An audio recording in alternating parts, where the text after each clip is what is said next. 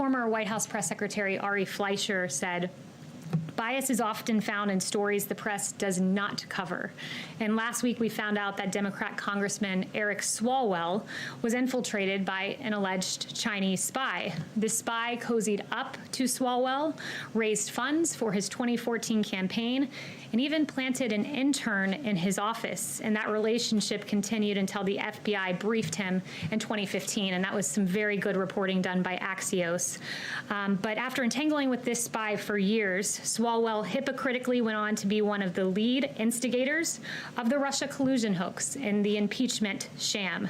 Swalwell wrote this on his congressional webpage: "President Trump and his team are directly and indirectly tied to Russia." That was not true. He then said in September of 2020, the president has a compromised relationship with Russia. Untrue. April of 2019, he said President Trump certainly acts on Russia's behalf and acts like Russia's leader. Not true. January 2019, Eric Swalwell said it's pretty clear President Donald Trump is an agent of Russia. Not true. And Swalwell shamelessly claimed Donald Trump Jr. and Jared Kushner had an eagerness and a willingness to work with the Russians during the 2016 election. Again, it was false. In 2019, he falsely claimed this yet again when inquired about collusion by a reporter.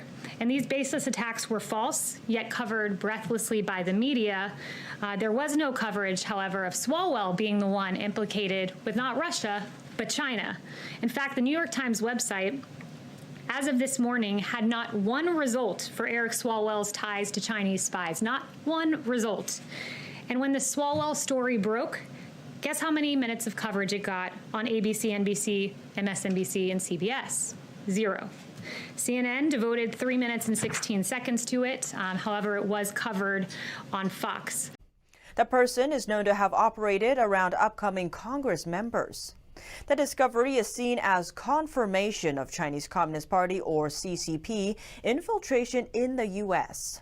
The Axios article spotlights Chinese national Christine Fang, also known as Fang Fang. She reportedly operated out of California's Bay Area and was photographed with a number of congressional or local-level politicians.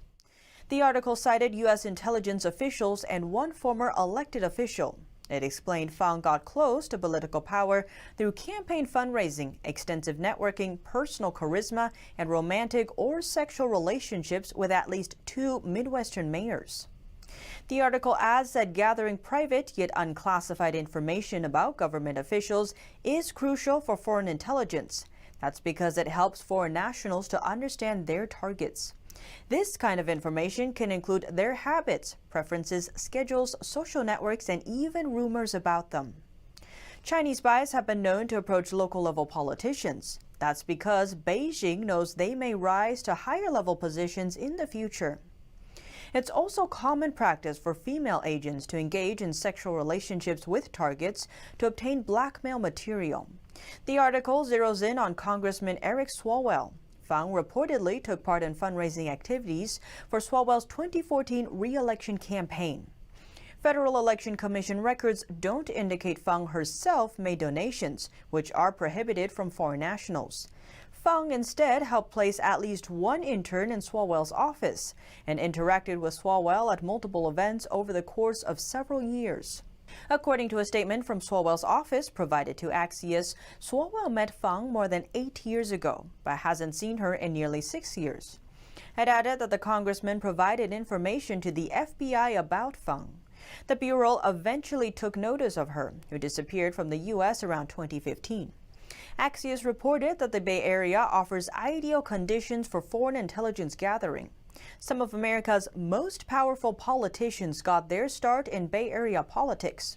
While Silicon Valley is the world's most important center for the technology industry, making it a hotbed for Chinese economic espionage.